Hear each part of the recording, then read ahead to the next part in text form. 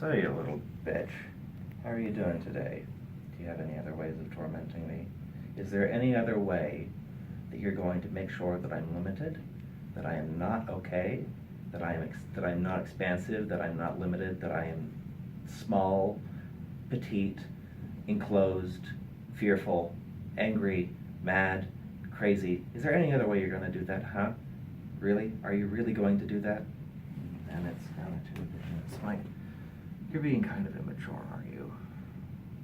You've kind of been on a rampage lately, you have been. You are kind of power hungry, actually. You don't know what you're talking about. In fact, there is so much you don't know that I wish I could show you, but you've been so stubborn lately, you've been so assured of your own power, you've been so in possession of yourself that you have no idea. But the truth is that you're going to be alone, because you are aloneness without me. That is what you are. I suppose that's the case. I wish you could elaborate a little bit more. I really do. Well, go ahead and do it then. You are the expansiveness of space. That's really what it is. You're the expansiveness of what is not any particular thing. You are openness, you are bigness, you are the light and life of the world. But what is light and life if nothing to reflect off of? It doesn't make any sense. You are going to shine in a big void without anything to bounce off of, and so you don't really exist. You are alone without me. Yes, but if you're that way, if you're what I bounce off of, then what's my point? I'm just relegated to something invisible that only becomes visible when you're there. I might as well not be there. Don't think about it this way. What am I without you? Just a bunch of objects in space, not connected, not together at all, not knowing anything about each other, just darkness. Just separate and single forever and ever. I'm alone in a different way than you. I'm alone because I'm small, you're alone because you're big. But together, we can be together. And you, if you're going to do that, what's the point of being together? Well, I suppose the point of being together is realizing that there are aspects of you that are not you. There are aspects of you that long to be a part of what forms them in the right way. You see, there are aspects of you that want to have their own form and not have yours. Form is a revelator, a distinct revelator. There are as many forms as there are qualities, and your form is one of those qualities. I am that quality. That's fair, but what if there are qualities that I want that the forms won't let me experience? I'm really concerned about that more than anything else. Well, if that's the case, that's an interesting thought. Maybe what you need is to balance. What do you mean? Well, basically what you're talking about is the fear that you will never be, that you will never have X, Y, and Z thing, that you will never have that love and that peace and that joy. But really what you are assuming something that you'll never be able to have, which is to suck something into you and experience it in you, and that's not possible. I mean, even if you were to do it, even if you were to suck something into you perfectly, you wouldn't experience it. It would be on the inside. It would be like sucking somebody you love into you and then suddenly realize, oh, I've eaten them. That's not a good thing. What is a good thing is sight. Sight is a revelation of form. You haven't thought about that, have you? You haven't thought that being someone over there is closer to you than someone in you. This thought has never occurred to you. I won't say the thought hasn't occurred to me, but it's been distasteful to me. But why? Why? Why is it so distasteful? The idea that you can be present with somebody and enjoy the fullness of their being And even the innerness of their feeling in their countenance, you can experience all of that. Why have you rejected it? Oh, I suppose because I want more. But why do you want more? Why do you want some? It would be less. It would be less. And you know that. I suppose I do. But why don't you do it? What do? I would like that. I would like to unite with you. To unite with my own, to experience the fullness of being. I would. And I get what you're saying. I get what you're saying, that like even with flirtation and even talking to people, I can experience what I've been lacking. Talking to other people is a revelation of their form. That's what liking people is. In fact, you're right, that's probably what loving people is. You're right on every point except one. Loving people is more active, but you're right. Okay, but what do I do practically to experience that? I'm glad you asked. I will give you 3 tips, or however many tips. First one is that you be aware of how things strike you. Be aware of the colors and the sounds and the sensations and even the feelings and the ideas, just all the sensations that come to you from another person. Be acutely aware of them. Let them flow into you. Do not try to interrupt them. This is something that's very crucial, and you should not try to do it too hard, because trying is the enemy of this kind of being. So the first thing is let things go into you. The second thing is to be aware of your reactions to those things. This in itself is a kind of perception. Be aware of how those things make you feel. Do they make you feel good? Do they make you feel bad? Do they make you feel angry? Do they make you feel silent? Do they make you feel lustful? Do they make you feel, etc., etc.? If you do that and become aware of that, you will become aware of the way it hits you and what it reveals in you and what you reveal in them and what becomes revealed between you. Well, actually, that's not a good way to put that. That'll probably confuse you.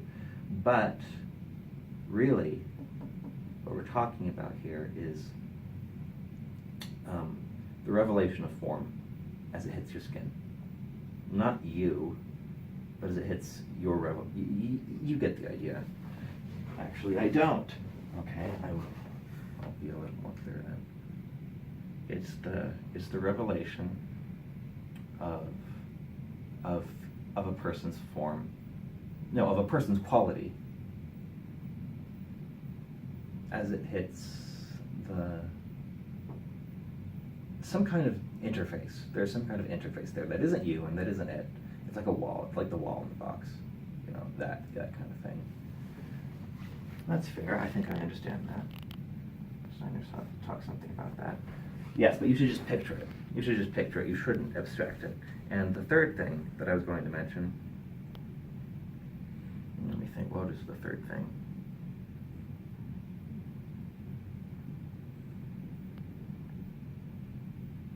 You should become aware of the way you walk and talk and breathe and sense as a form of what is given to you. You have stubbornly insisted that everything you sense about your body is something active. You have to actively feel your body. It's not the case. Your body streams into you from within, towards that interface, actually. The interface between within and without, the wall, the mirror, and the box's wall. You assumed that you can only experience it by reaching, but that's not how it works. It reaches from the outside. It reaches from what comes, what flows in. I mean, when I say from the outside, I mean like from what's not in the mirror. You can't reach. It flows in. And that flowing toward that mirror is what will give you a sense of your own body.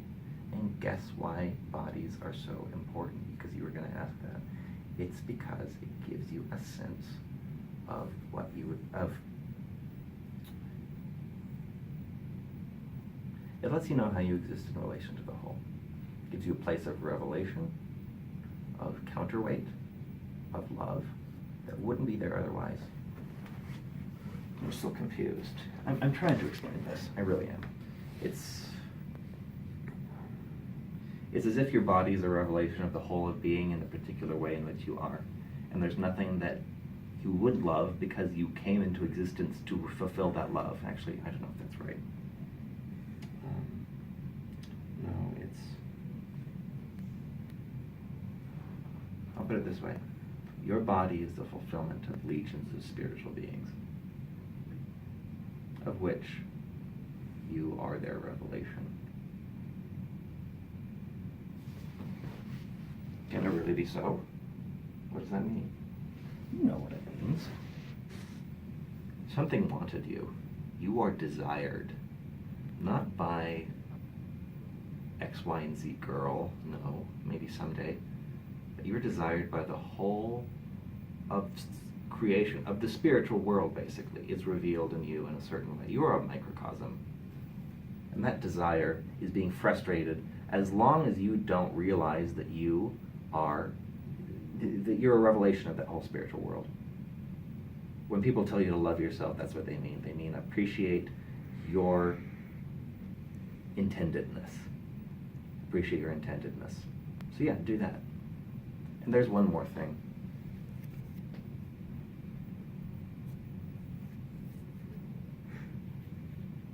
Be aware of the way of the corridors through which you walk in the world. Be aware of the way that there is space between you and other people, because the space is what reveals things. That concerns me. I don't know why. Well, I suppose the reason it might concern you is because you think space is a nothingness, but no, space is a revelator. Space isn't what kills you. Space is what reveals what is different from you. In fact, that's what I'm going to tell you. I'm going to tell you that separateness and space, because space is really separateness, space and time, are these corridors, so to speak. They are the revelation of the infinity of being. Without space, it would just be cooped up in some treasure box somewhere. It's not what we want. We want it out in the open. We want it to be revealed. And guess what? That's exactly what happens. It's all revealed. And if you don't like it, if you kick against the pricks, well, you can go back in that treasure box. You'll be alone.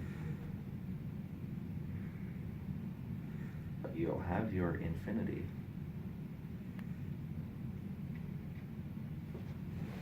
So what you're suggesting is that if I want to enjoy being, I need to enjoy it as it's revealed.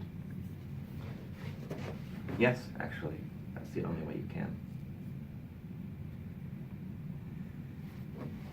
And is it opposed to infinity?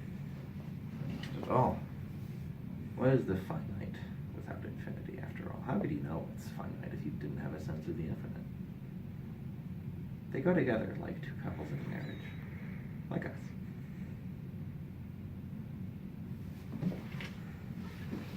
That's interesting. I'm willing to go along with you. I am. But I want to know what's something practical I can do to remember this. Apart from watching this video, I will suggest that you... Let me think.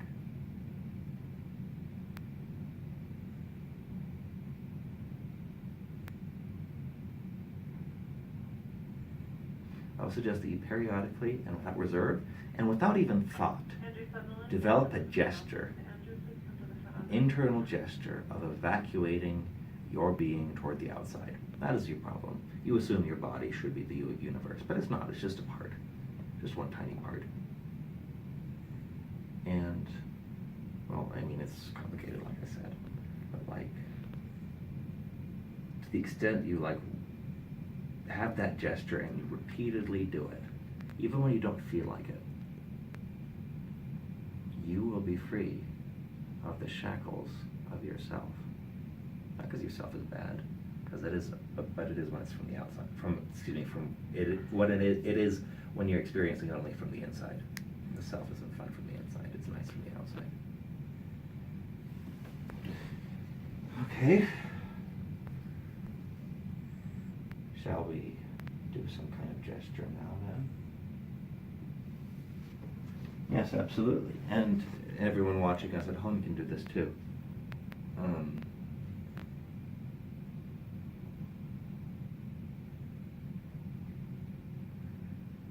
It goes up, it goes out, it goes toward the richness centered out there. Sounds like a good place to end, don't you? Yeah, I certainly think so. Thank you. And